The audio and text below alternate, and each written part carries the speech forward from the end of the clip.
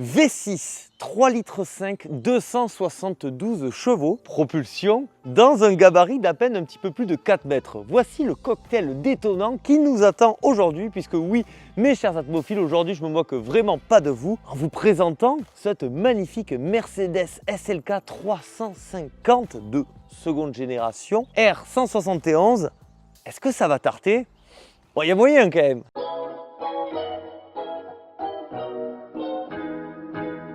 Pour cet épisode exceptionnel, mes chers atmophiles, un peu d'histoire, un petit peu de contexte. Nous sommes au Haut-Langoiran, là où les vignes côtoient les châteaux.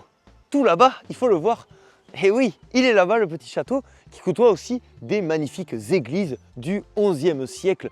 Quel lieu magnifique pour donc présenter un véhicule tout aussi sublime. Alors, le contexte des roadsters, il est compliqué. Dans les années 60, c'était la folie. Les années 70, ça va commencer un petit peu à péricliter avec l'essor de véhicules qui savent faire beaucoup plus de choses à la fois, comme par exemple la Golf GTI, une voiture qui a véritablement marqué son époque. Les GTI d'ailleurs vont véritablement impacté les années 80 à tel point que les roadsters à ce moment-là c'est devenu quelque chose d'hyper ringard. Seul Alfa Romeo continue à proposer son Alfa Speeder qui est vraiment très archaïque, surtout dans les années 80 parce que c'est quand même une voiture des années 60. Sauf que tout va changer en 1989, période magnifique. Ça va présenter ce petit bolide là. Alors pas ça, ceci là, voilà. Cette magnifique Mazda MX-5 de première génération bien évidemment qui entraînera ensuite une success story fabuleuse. Et donc cette MX-5, elle va cartonner. Et c'était totalement inattendu. C'est vraiment ce véhicule qui a réussi à donner une notoriété à Mazda. Et c'est ainsi que BMW, Porsche, Renault, Fiat, MG et même Alfa Romeo du coup, parce que bon, ils étaient encore là, veulent vraiment ressortir leur vision du roadster. Et finalement, ça sera à chaque fois à peu près la même chose, c'est-à-dire un petit cabriolet de place à la philosophie simple avec plus ou moins de puissance en fonction des constructeurs. Il y a un constructeur qui va faire les choses différemment. Je crois bien que c'est celui-ci, la Mercedes. Alors, avant de vous parler de celui-ci, on va parler quand même de la génération d'avant. En fait, elle a été teasée 2 années auparavant, en 1994, la meilleure année bien évidemment, où donc le concept car du premier Mercedes SLK va être présenté et c'est vrai qu'il était assez original. À ce moment-là, c'était quand même une dinguerie. Il reprenait le système de toit rigide escamotable qu'on avait vu notamment sur la Peugeot Eclipse dans les années 30. Et donc, à ce moment-là, tout le monde se pose un petit peu la question, est-ce que ça va vraiment bien marcher? Est-ce que ça va être fiable? Tout ceci. Finalement, ça va être presque un épiphénomène parce que le toit rigide escamotable, finalement, on peut l'encapsuler sur une période. Aujourd'hui, c'est devenu de nouveau très très rare. Mais je peux vous assurer qu'en 96, lorsque le premier Mercedes SLK va sortir, ça va hyper bien marcher. À tel point, et alors ça, je trouve ça totalement taré, dites-vous que le premier Mercedes SLK, il s'est mieux écoulé que sa rivale directe de l'époque, à savoir la BMW Z3. On est à 280 000 exemplaires environ pour le Z3, pour un petit peu plus de 300 000 exemplaires pour le Mercedes SLK. Et je trouve ça totalement dingue. En 2004, l'enjeu pour Mercedes, il est énorme. Parce que le premier SLK, il a bien marché. Le truc qui a un petit peu moins bien marché malgré tout, c'est son image. Il faut dire que même si le Z3 a moins marché, dans l'imaginaire collectif, il a quand même peut-être un petit peu plus impacté son temps. Le Z3, on l'associe à James Bond, une voiture vraiment hyper dynamique, là où le SLK, il était quand même assez pépère malgré des motorisations vraiment réussies. Et c'est ainsi que cette SLK de seconde génération, donc R171, qui va succéder à la R170, forcément, va reprendre le code stylistique des Mercedes des années 2000. C'est vrai que celle-ci, lorsqu'on la regarde, on se dit directement qu'on est dans les années 2000. Déjà, une Mercedes SLK, surtout de seconde génération, moi je ne veux rien savoir, c'est gris. Voilà. Alors vous savez que je ne suis pas pro couleur, mais un SLK comme ça, c'est gris, sinon rien. Ensuite, on va retrouver, bien sûr, ce côté bien plus arrondi que ce SLK de première génération qui était vraiment très étonnant tout de même. Bien sûr, ici, nous sommes quand même sur une auto qui fait pratiquement 300 chevaux. Non mais est-ce que vous vous rendez compte de la folie? 300 chevaux dans 4,08 m de long. C'est plus court qu'une Clio actuelle, en propulsion. V6, 3,5 litres. Je remets quand même dans le contexte. Bien sûr, on va avoir une très sympathique double sortie d'échappement. Et donc, le profil, et c'est là vraiment où Mercedes a géré, je trouve, de fou. C'est-à-dire qu'ils ont réussi à rendre glamour une auto avec un toit rigide escamotable. Vous me connaissez d'un point de vue esthétique pur, à l'époque il y avait sacrée concurrence, notamment la Z4, la toute première Z4, la E85, que j'adore, je la préfère à titre personnel. Malgré tout, celle-ci s'en sort extrêmement bien, surtout en ayant ceci. parce que là, vous avez une polyvalence d'usage absolument folle. Ce qui va aussi vraiment marquer ce modèle, bon, ces jantes, elles sont magnifiques, hein, voilà, ça c'était un pack d'options AMG, attention, ou AMG, comme il disait dans certains reportages de la fin des années 90. Monsieur Chapat, il disait AMG au début, hein, voilà. La partie arrière, je la trouve fluide, élégante, pas grand chose à changer. Ici, la voiture, on peut la regarder sous plusieurs angles. Si on la prend vraiment que d'ici, on enlève les phares, on les enlève, on a pratiquement une Mercedes SLR McLaren. Je ne sais pas si vous vous rendez compte, mais à l'époque, bien sûr, il y a eu les Mercedes SL, hein, la dynastie SL, des grands cabriolets, des fois coupés cabriolets absolument somptueux. Il y avait encore au-dessus, en 2002 notamment, avec la Mercedes SLR. Et Mercedes, donc 2 ans plus tard, ils nous mettent finalement presque ce capot de SLR dans un véhicule hyper compact de la taille d'une citadine actuelle. En revanche, on ne retrouve pas du tout, je trouve, les phares de la SLR. Et si on les prend uniquement en aparté, là, comme ici, ça me fait énormément penser aux phares de la première Citroën C5. C'est dommage quand même de mélanger la C5 phase 1 de première génération avec la Mercedes SLR McLaren. Franchement, il fallait oser. Puis surtout, on a un capot qui est vraiment balèze, peut-être pas aussi démoniaque que chez BMW, mais moi c'est ce genre de proportion que j'aime bien. Petit arrière avec un grand capot et encore une fois on le dit, avec un toit comme celui-ci, c'est une prouesse hors norme. D'ailleurs, celle-ci va s'inspirer clairement de la Mercedes SLR McLaren de l'époque. Sachez que la génération d'avant, la R170, va reprendre le double bosselage qui évoque un petit peu la Mercedes 300 SL magnifique des années 50. Et la génération d'après, donc la R172, va être en soi une sorte de petite SL, notamment même avec un habitacle très très réussi. Et quand je parle d'habitacle très réussi, vous savez quoi, on va directement regarder l'intérieur de celle-ci. Ce qui est sympa quand même à l'intérieur de ce bolide, c'est qu'on a un aspect un petit peu bicolore. On va retrouver ces sièges là bleus qui font un petit peu penser aux voitures des années 60, 70, voilà, quand il y avait un petit peu de gaieté dans les habitacles. Ce que je trouve aussi de plutôt rigolo, ça va être au niveau des contreportes.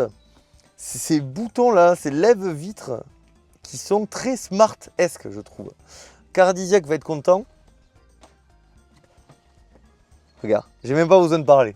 Voilà, là c'est moussé, mais d'une mousse divine. D'ailleurs, la mousse divine, elle va se retrouver ici aussi. Mais ce véhicule est paradoxal parce que là, il y a de la mousse divine. Mais après, par exemple, si vous devez ouvrir ceci, voilà, ça c'est du bon plastoc à l'ancienne. Voilà, vous voyez, il y a ce côté un petit peu paradoxal. On sent qu'on est dans les années 2000. Pourquoi? Parce qu'il y a aussi beaucoup de boutons, le levier de boîte de vitesse 6 rapports qui m'a l'air d'être bien et puis il est joli en plus, il est très mignon. On va regarder ici la petite plancouille, ça c'est bien, voilà, pour les clés, ça c'est vraiment pas mal. Ce genre de petits détails qui facilitent le quotidien. La clé Mercedes qui est ok, elle est plutôt ok. On va l'entendre d'ici. Soft, ici, oh, un autre rangement, ça j'aime bien. Ça c'est sympa, on est là pour les rangements, on est là pour les aspects pratiques avant tout, et surtout quand on essaye un petit cabriolet de quasiment 300 chevaux. Mais ce qui va nous plaire tout de même, c'est que c'est un cabriolet. 22 secondes apparemment, contre 25 secondes pour la génération d'avant. J'ai bien bossé mon texte, t'as vu ça un peu? Donc c'est parti, vous êtes prêts, bande de gros fous?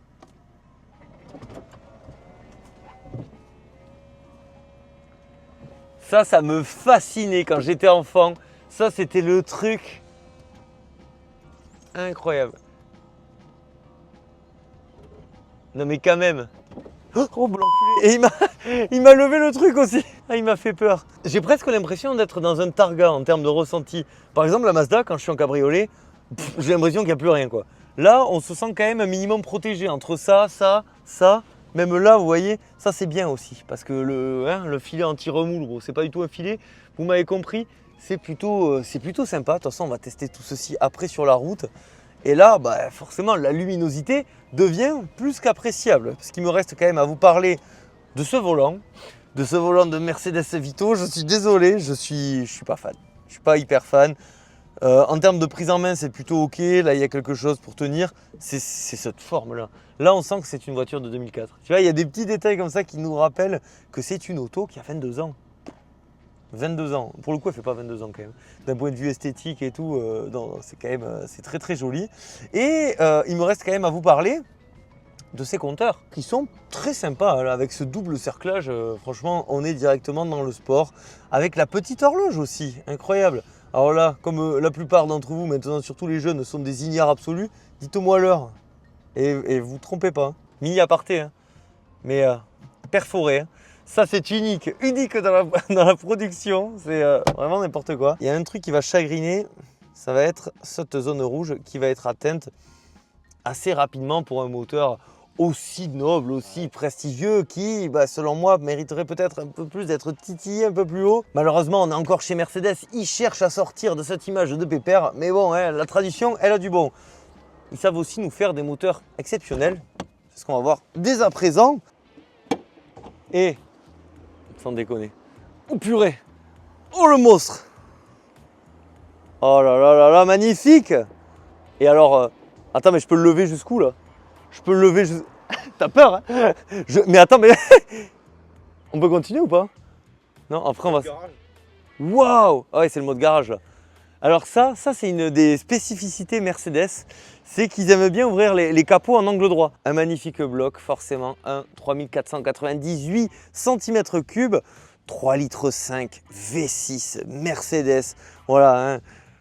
Les Allemands, je pense qu'ils l'ont tellement en travers le passage à l'électrique parce que c'est quand même les maîtres pour nous sortir des moteurs absolument dantesques. Et aujourd'hui, il fait un petit peu la tronche avec toutes les normes et tout ça, et c'est vrai que ça peut se comprendre. D'ailleurs, en parlant de normes, je ne l'avais pas noté, mais je m'en souviens, 255 grammes de CO2. Voilà. Hein elle n'est pas trop 2026 compatible, on dira.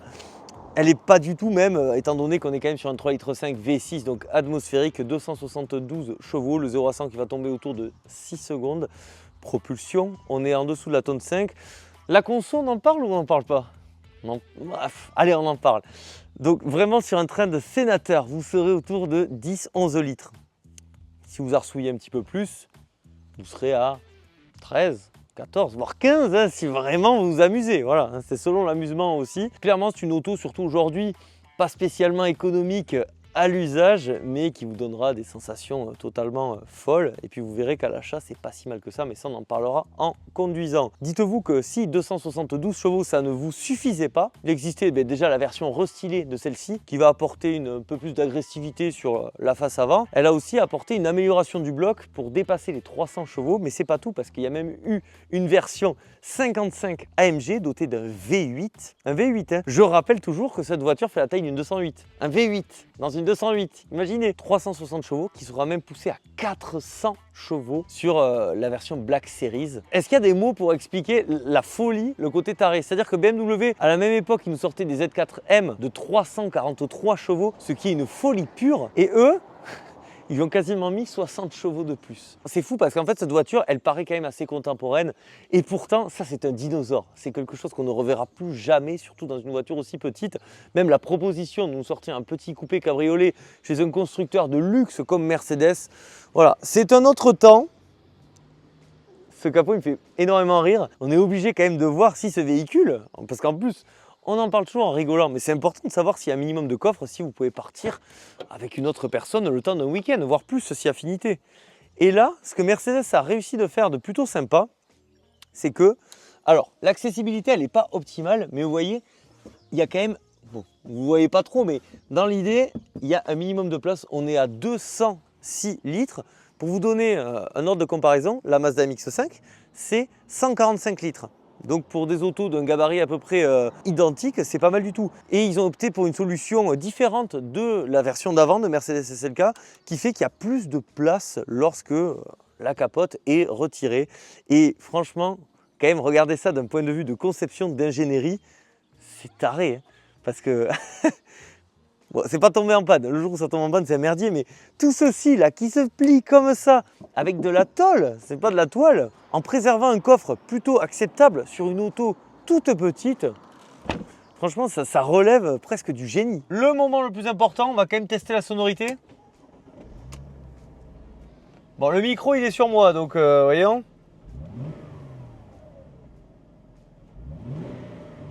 Là je peux vous dire que ça va tarter. Mais alors, ça va tarter sévère. Hein. Bah, c'est parti.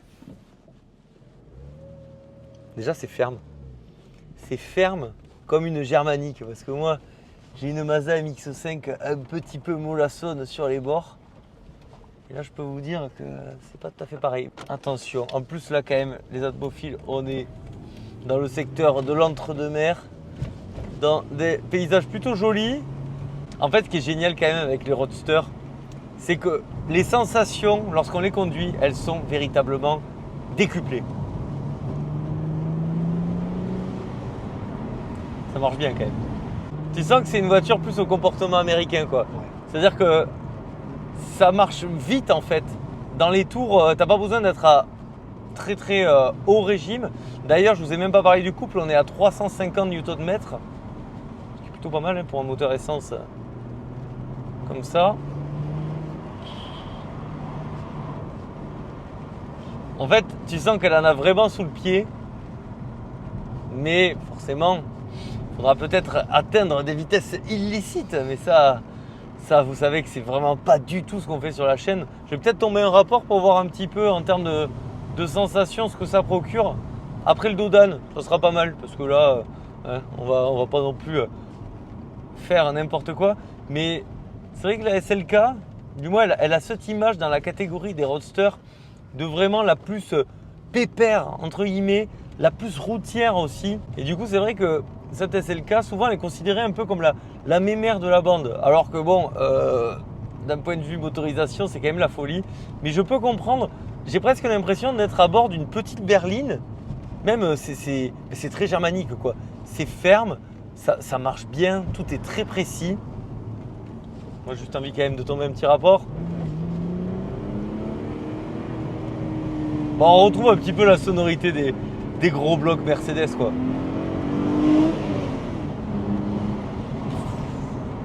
En fait, t'as envie que ça continue, quoi. Parce que là, j'étais pas très très loin de la zone rouge. En fait, c'est terrible parce que, franchement, regardez comme c'est amusant. C'est hyper amusant, mais là, je suis quasiment à la zone rouge, quoi. Et par contre, elle a un punch quand même. Elle a un sacré fou, hein. C'est très coupleux, regardez. Allez, on continue la démonstration. Là, il n'y a plus de bruit. Moi qui me plains de l'insonorisation de la MX-5 où à 80-90 c'est naze, ça je pense que sur autoroute ça doit faire le boulot. Ça doit complètement... Ben voilà, c'est sûr. Alors que, ouais, c'est une philosophie différente. Alors que je suis pas sûr qu'une Z4 ce soit si bien que ça sur autoroute. Regardez cette marche arrière exceptionnelle. Et puis ce qui est bien, c'est que ça braque finalement relativement bien. Oh, le bruit, messieurs, dames. À chaque fois que j'essaye ce type de véhicule, il se passe un truc. Mais c'est vrai que lorsque j'avais essayé la Z4, j'en avais le souffle coupé. Mon Dieu, j'ai eu mal au cœur. Et ici, je pourrais l'avoir si seulement ça allait titiller un petit peu plus haut dans la zone rouge, ce qui n'est malheureusement pas trop le cas. Et la voiture est assez lourde aussi quand même. On sent qu'on n'est pas sur une ballerine. Et j'ai vraiment l'impression en fait d'avoir une Mercedes, une grosse Mercedes, mais en version petit format. Mais on retrouve quand même toutes les qualités, les inconvénients.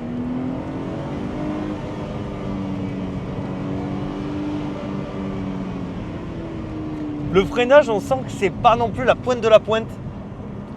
Je reviens de l'essai de la Prélude. Hein. La Prélude, mon Dieu que ça freine fort.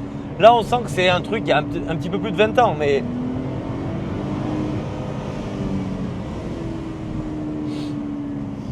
Ça peut être un excellent, entre guillemets, daily. Le seul bémol, c'est que si vous l'utilisez en daily, ça va être très souple, tout ce que vous voulez. En plus, c'est harmonieux, on a un bruit, voilà, ça chante, tout ça. Mais ça va être au niveau de l'entretien et du passage à la pompe, hein, surtout de nos jours. Hein. Je ne vous apprends rien en disant que, bon, hein, ça devient un petit peu compliqué. Après, au quotidien, d'avoir ça, là, je suis tranquille. Mais là, on est à fond, voilà. Ben, là, on est zone rouge. C'est le bémol. Tu vois, j'ai envie de passer la vitesse. J'ai envie de cruiser. Pour un cabriolet, on prend très peu de vent. C'est très bien parce qu'on a quand même cette sensation de liberté sans avoir la tronche complètement comme une serpillière. C'est une sorte de mini GT. Je pense que ça doit se rapprocher niveau sensation peut-être d'une Mercedes SL. qui est encore plus lourde, encore plus grande, encore plus luxueuse, mais qui a aussi des moteurs très nobles et qui doit se conduire vraiment de façon plus GT quoi, dans l'âme. T'as vu la X? Celle-là, on l'a croisée tout à l'heure, cette magnifique AX. Ça, c'est beau ça. Putain, il y a les chicanes, j'ai vu les chicanes. Mais tu vois, bah, avec des chicanes, je préfère ma Mazda MX-5.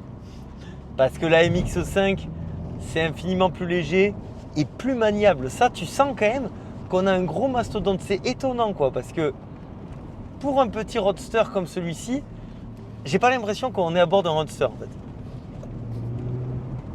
Voilà. Ah ouais, là, Bernardino, là, c'est une proposition vraiment différente de ce que j'ai l'habitude d'essayer en termes de roadster. Après avoir essayé même une Barchetta. Une Barchetta va se montrer peut-être plus sportive. Encore une fois, la sportivité n'est pas forcément une question de puissance. Là, on est plus dans le confort malgré tout. C'est un parti pris. Franchement, c'est chouette. C'est sympa aussi de ne pas avoir des clones dans tous les sens. Le château au-dessus, regardez, magnifique. Et puis nous, ça nous donne comme ça un petit col à gravir.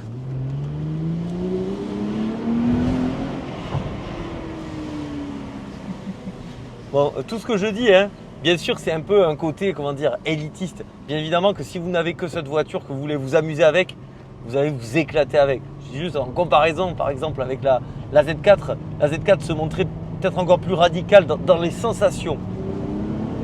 Après, on est quand même pas mal. On est quand même très très bien aussi.